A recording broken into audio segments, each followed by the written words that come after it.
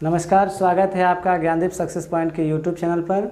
आज हम लोग सामाजिक विज्ञान सोशल साइंस के कुछ महत्वपूर्ण ऑब्जेक्टिव क्वेश्चन को देखेंगे, जो बोर्ड परीक्षाओं के साथ साथ विभिन्न प्रकार के प्रतियोगिता परीक्षाओं के लिए भी काफ़ी महत्वपूर्ण रहने वाला है। तो आइए हम लोग सीधे प्रश्न की ओर चलते हैं। आज का पहला प्रश्न है, काली मृदा का दूसरा नाम क्या है? काली मृदा का दूसरा नाम क्या है? ठीक है, ऑप्शन है रेगुर मिट्टी, बलुई मिट्टी, लाल मिट्टी और पर्वतीय मिट्टी। तो इस प्रश्न का सही उत्तर होगा ऑप्शन नंबर ए, अर्थात काली मिट्टी का दूसरा नाम क्या है? रेगुर मिट्टी है। ठीक है, इसका जहाँ तक विस्तार की बात है तो इसका विस्तार मुख्य रूप से गुजरात और महाराष्ट्र के क्षेत्र में, महाराष्ट्र के क्षेत्रों में सर्वाधिक है। साथ ही साथ काली मिट्टी, जिसे हम लोग रेगुर मृदा कहते हैं, इसमें मुख्य रूप से कपास की खेती सर्वाधिक उत्पादित की जाती है। ठीक है, तो इस प्रश्न का सही उत्तर होगा ऑप्शन नंबर ए। ठीक है, अब हम लोग नेक्स्ट प्रश्न की ओर चलते हैं।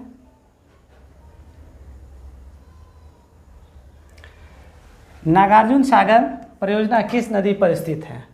ठीक है, ऑप्शन है Narmada, option B Krishna, option C Gandak, option number D Gomti.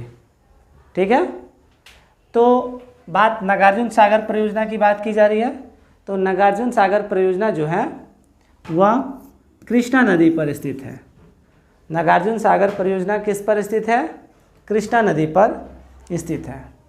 अब बात करें नर्मदा नदी पर, तो सरदार सरोवर बांध, सरदार सरोवर परियोजना या बांध कहिए, ये किस नदी पर स्थित है? तो नर्मदा नदी पर स्थित है। ठीक है, गंडक नदी बिहार से होकर गुजरती है और गोमती नदी के किनारे लखनऊ, उत्तर प्रदेश की राजधानी लखनऊ शहर स्थित है। उत्तर प्रदेश की राजधानी लखनऊ शहर स्थित है।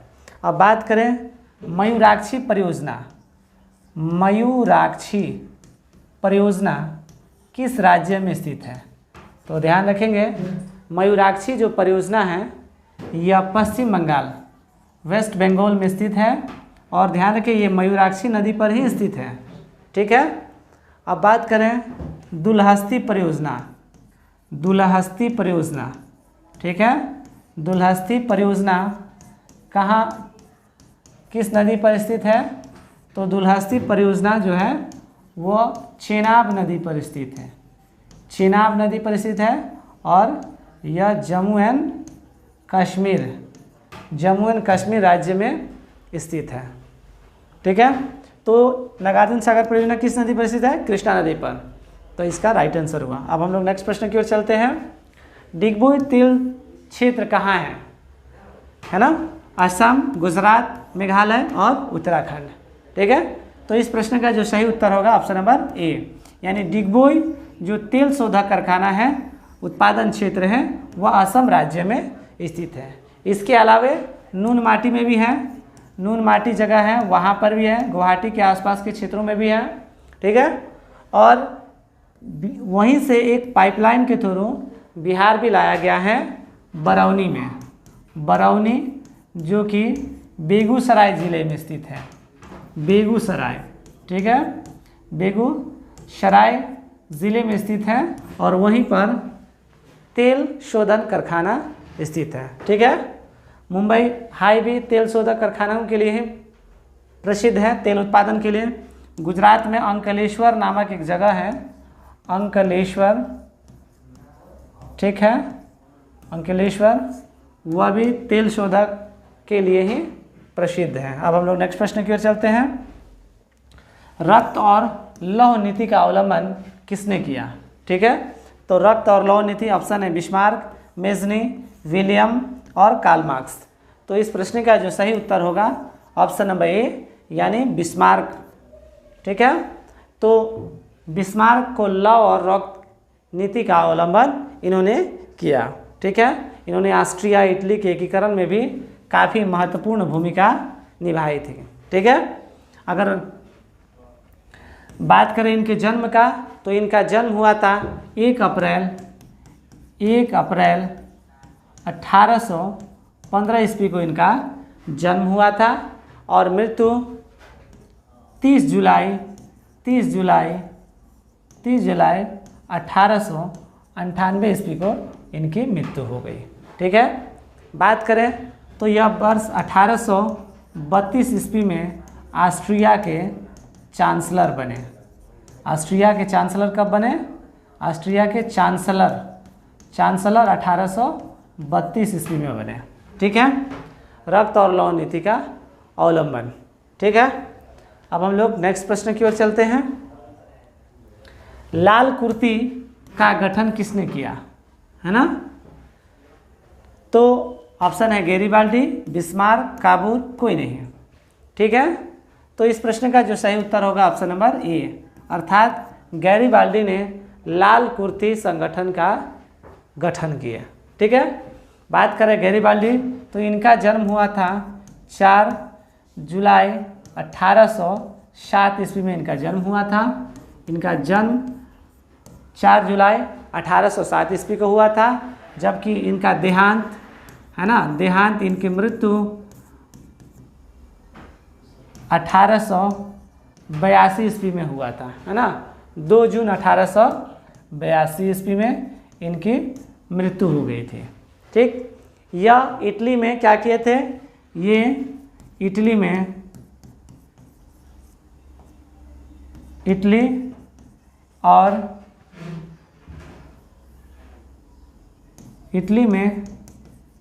राजनीति तथा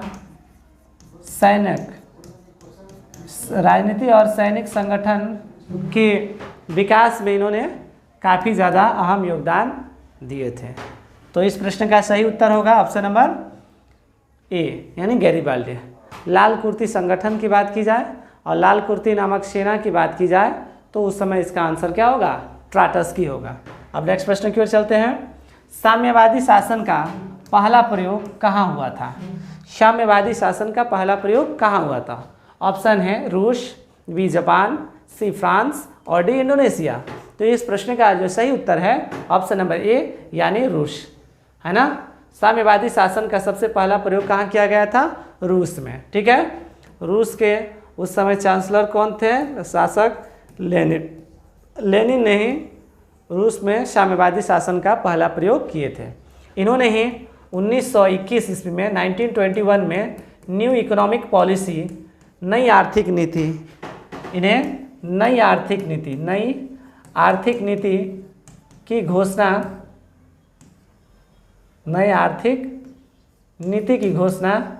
1921 ईस्वी में लेनिन द्वारा किया गया था और इन्हीं के नेतृत्व में बोल्शेविक क्रांति भी हुई थी। ठीक है, इसी बोल्शेविक क्रांति को अक्टूबर या नवंबर क्रांति के नाम से भी जाना जाता है। ठीक है, तो साम्यवादी शासन का पहला प्रयोग कौन था? पहला प्रयोग कहाँ हुआ था? रूस में। बात करें अगर पूंजीवादी समर्थक की, साम्यवादी का तो रूस और पूंजीवादी का यूएसए, अर्थात संयुक्त राष्ट्र अमेरिका जो था वह पूंजीवादी शासन का समर्थक था। अब नेक्स्ट प्रश्न की ओर चलते हैं। बंगाल विभाजन कब हुआ? ठीक है, तो ऑप्शन है 1905, 1906, 1907 और 1917। तो ध्यान रखेंगे 1905 ईस्वी में बंगाल का विभाजन हुआ था। बंगाल विभाजन कब हुआ था?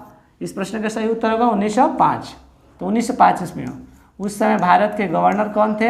Lord Curzon. ठीक है, लॉर्ड कर्जन के समय में बंगाल का विभाजन हुआ। ठीक है, और लॉर्ड हार्डिंग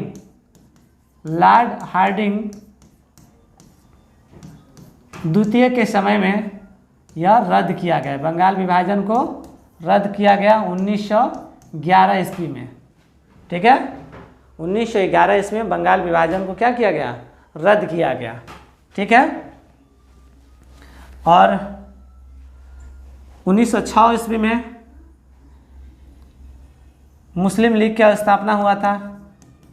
मुस्लिम लीग की स्थापना ढाका में, बांग्लादेश की राजधानी ढाका, उस समय यह पूर्वी पाकिस्तान कहा जाता था, हिंदुस्तान का ही भाग था। बाद में चलकर यह स्वतंत्रता के बाद पूर्वी पाकिस्तान कहा जाने लगा और बाद में 1971 के बाद यह बांग्लादेश के नाम से अस्तित्व में आया।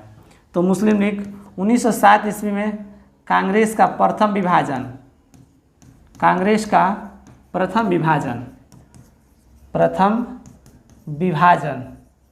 कब हुआ था? तो 1907 ईस्वी में। ठीक है, यानी कांग्रेस का विभाजन नरम दल और गरम दल में हो गया। 1917 में बात करें तो कांग्रेस की फर्स्ट महिला अध्यक्ष है ना, एनी बेसेंट इसके अध्यक्ष पद पर नियुक्त हुए। तो इस प्रश्न का सही उत्तर क्या होगा? 1917।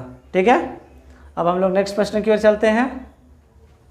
किसने कहा संसाधन होते नहीं बनते हैं?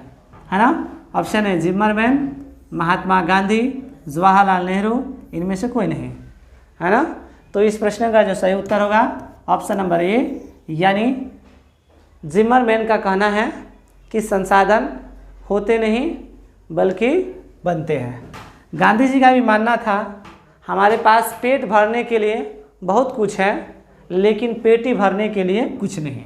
ये गांधी जी का मानना है, हमारे पास पेट भरने के लिए बहुत कुछ है लेकिन पेटी भरने के लिए कुछ नहीं। जवाहरलाल नेहरू जो भारत के प्रथम प्रधानमंत्री थे, इन्होंने देश के बांधों को देश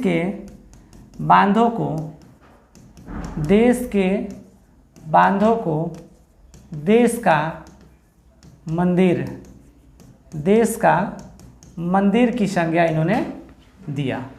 ठीक है, देश के बांधों को देश का मंदिर किसने कहा? तो आंसर होगा जवाहरलाल नेहरू। अब नेक्स्ट प्रश्न की ओर चलते हैं हम लोग। वाल्मीकि राष्ट्रीय उद्यान कहाँ है?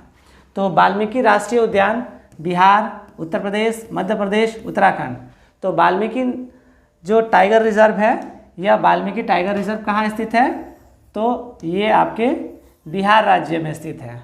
कहाँ स्थित है? बिहार राज्य में। यानी इस प्रश्न का जो सही उत्तर है ऑप्शन नंबर ए। ठीक है, बिहार राज्य के पश्चिम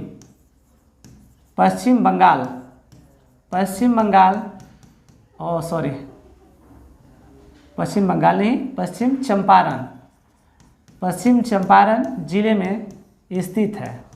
ठीक है, यह मुख्य रूप से बाघ के लिए है लेकिन इसकी संख्याएं भी धीरे धीरे अब कम हो रही है। ठीक है, बात करें उत्तर प्रदेश की तो दुधवा नेशनल पार्क, दुधवा राष्ट्रीय उद्यान कहाँ है? तो ये उत्तर प्रदेश राज्य में स्थित है। मध्य प्रदेश में तो बहुत है। कान्हा राष्ट्रीय उद्यान कहाँ स्थित है? तो ये मध्य प्रदेश। उस उत्तराखंड में जिम कार्बेट और उस जिम कार्बेट का नया नाम हो गया है अब रामगंगा। पहले इसका नाम हेली नेशनल पार्क था, अब इसका नाम रामगंगा नेशनल पार्क रखा गया है। ठीक है, तो रामगंगा नेशनल पार्क इसलिए रखा गया है क्योंकि उनके बीचों बीच से होकर रामगंगा नदी बहती है। ठीक है, अब आप लोग बताएंगे काजीरंगा राष्ट्रीय उद्यान किस राज्य में स्थित है? काजीरंगा राष्ट्रीय उद्यान किस राज्य में स्थित है? और शिमलीपाल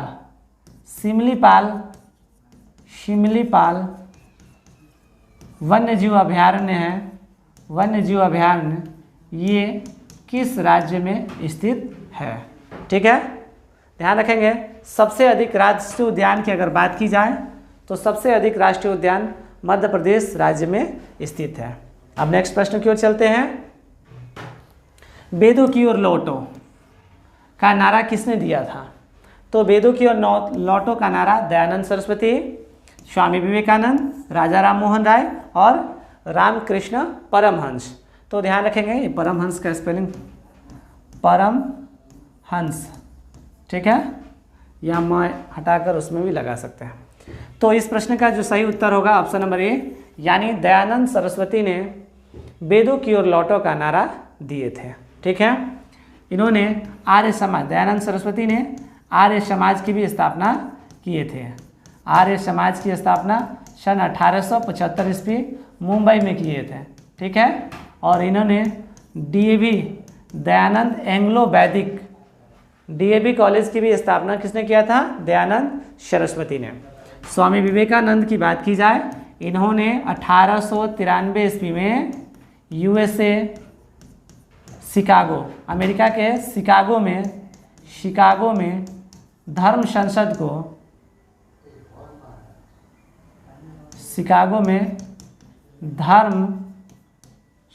को संबोधित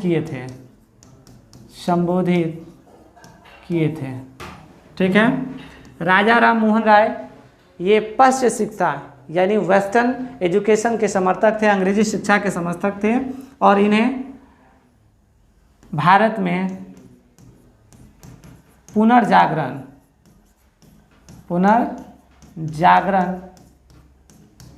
का जनक माना जाता है, ठीक है।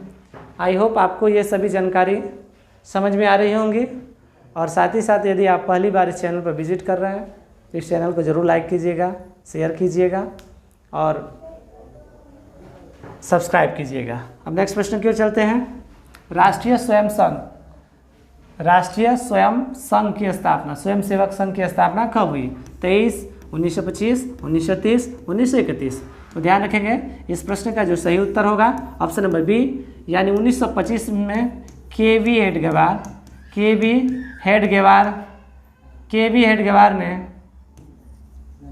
हेडगेवार ने राष्ट्रीय स्वयं सेवक संघ की स्थापना किए थे, ठीक है।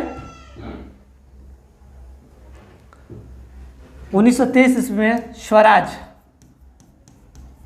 स्वराज पार्टी का गठन हुआ था, और ये मोतीलाल नेहरू तथा चित्तरंजन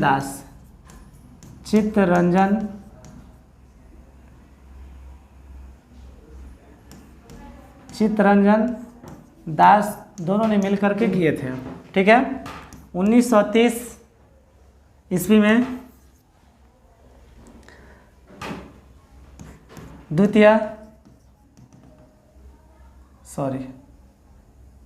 अब हम नेक्स्ट प्रश्न की ओर चलते हैं। ऑपरेशन फ्लड का संबंध किससे है? ऑपरेशन फ्लड का संबंध ऑप्शन ए बाढ़ से, डेयरी विकास से, हरित क्रांति से और अंडा उत्पादन से। तो इस प्रश्न का जो सही उत्तर होगा ऑप्शन नंबर बी, यानी दूध के उत्पादन यानी डेयरी विकास दूध के उत्पादन से संबंधित थे ऑपरेशन फ्लड, ठीक है। हरित क्रांति की बात जाए तो यह गेहूं इसके प्रमुख फसल थे, है ना, गेहूं के उत्पादन में।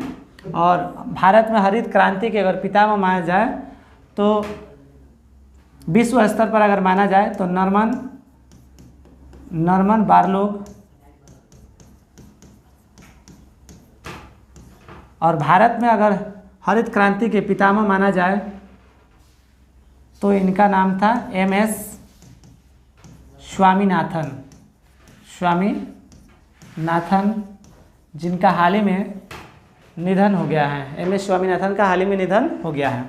अंडा उत्पादन के लिए जो क्रांति थी वह क्रांति रजत क्रांति थी, ठीक है।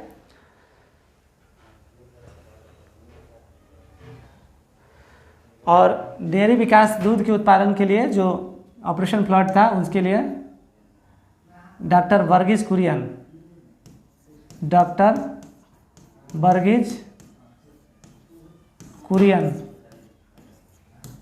कुरियन जो थे वह डेयरी विकास के लिए बहुत महत्वपूर्ण भूमिका निभाए थे। अब हम लोग नेक्स्ट प्रश्न की ओर चलते हैं। नंदा देवी राष्ट्रीय पार्क कहाँ है? ऑप्शन है उत्तराखंड, असम, हिमाचल, जम्मू कश्मीर। ठीक है, तो इस प्रश्न का जो सही उत्तर होगा ऑप्शन नंबर ए, यानी उत्तराखंड राज्य में है नंदा देवी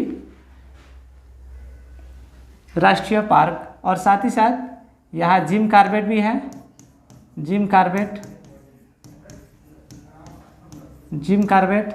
असम में बात की जाए तो ये काजीरंगा राष्ट्रीय उद्यान है, और ये एक सींग वाले गेंडे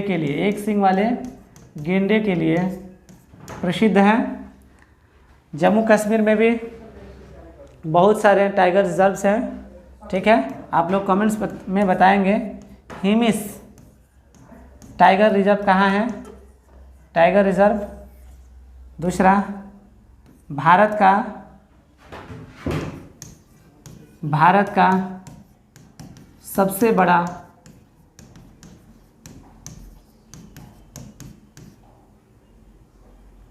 टाइगर रिजर्व कौन सा है? ठीक है, ध्यान रखेंगे। सबसे ऊंचा अगर टाइगर रिजर्व की बात करें तो इसका आंसर होगा नामदफा टाइगर रिजर्व, जो अरुणाचल प्रदेश में स्थित है। ठीक है, अब हम लोग नेक्स्ट प्रश्न की ओर चलते हैं। चावल है, ऑप्शन है खरीफ फसल, रबी फसल, जायद फसल और कोई नहीं। तो ध्यान रखेंगे इस प्रश्न का जो सही उत्तर होगा ऑप्शन नंबर ए, यानी चावल जो खरीफ फसल है। खरीफ का प्रमुख फसल क्या है? धान है ना, और उससे तैयार होती है क्या? चावल। रबी फसल की अगर बात करें तो इसके प्रमुख फसल है गेहूँ के साथ जो भी चीज़ दलहन इत्यादि बोए जाते हैं वह रबी फसल के अंतर्गत आता है। जायद फसल, जिसको हम लोग गर्मा फसल भी कहते हैं, है ना, इसके अंतर्गत जितने भी, जैसे खीरा हो गया, है ना, खीरा, ककड़ी, तरबूज, ये सभी जायद फल के अंतर्गत आता है। अब नेक्स्ट प्रश्न की ओर चलते हैं। फॉरवर्ड ब्लॉक की स्थापना किसने की थी? ऑप्शन सुभाष चंद्र बोस, जवाहरलाल नेहरू, महात्मा गांधी, इनमें से कोई नहीं। तो इस प्रश्न का जो सही उत्तर होगा ऑप्शन नंबर ए, यानी सुभाष चंद्र बोस ने फॉरवर्ड ब्लॉक की स्थापना किए थे। इसकी स्थापना 3 मई 1939 ईस्वी को फॉरवर्ड ब्लॉक की उन्होंने स्थापना की है। बात करें सुभाष चंद्र बोस का, तो इनका जन्म 23 जनवरी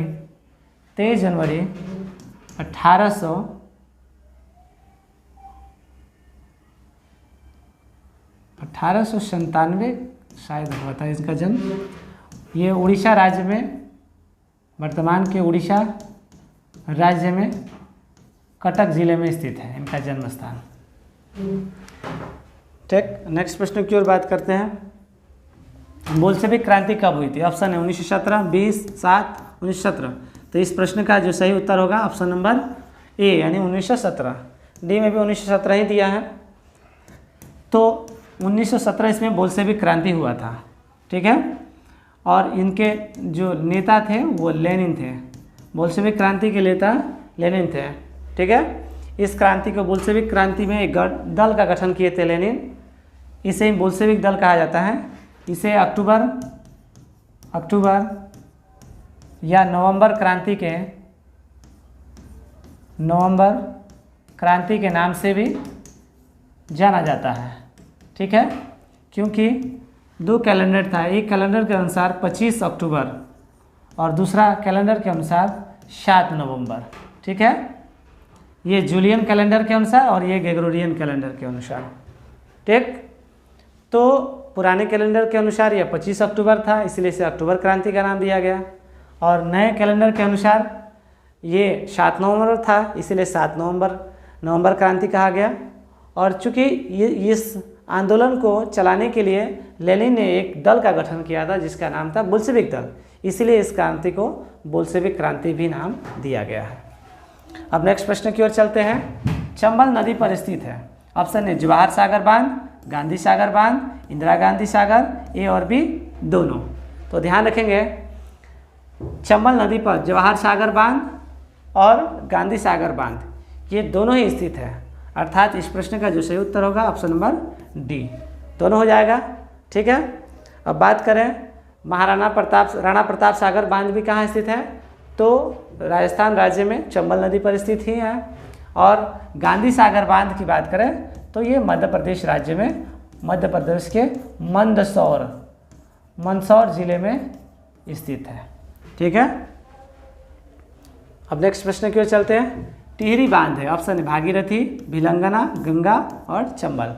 तो इस प्रश्न का जो सही उत्तर है ऑप्शन नंबर ए भागीरथी, यानी टिहरी बांध उत्तराखंड राज्य में स्थित है। ठीक है, अब बताएंगे आप लोग शलाल परियोजना किस राज्य में स्थित है। शलाल परियोजना, ठीक है, शलाल परियोजना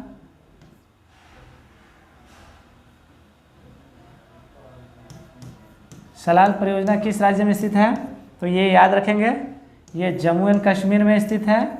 ठीक है, चेनाब नदी पर स्थित है, जम्मू एंड कश्मीर में चेनाब नदी पर शलाल परियोजना स्थित है। ठीक है, आप लोग कमेंट बॉक्स में बताएंगे अलमाटी परियोजना या अलमाटी बांध किस नदी पर स्थित है, किस नदी पर स्थित है अलमाटी बांध।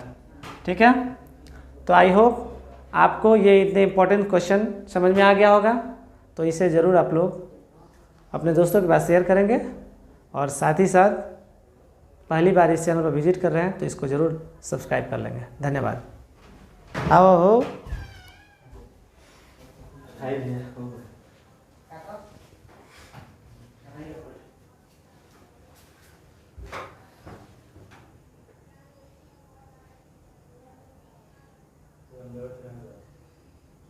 अंदर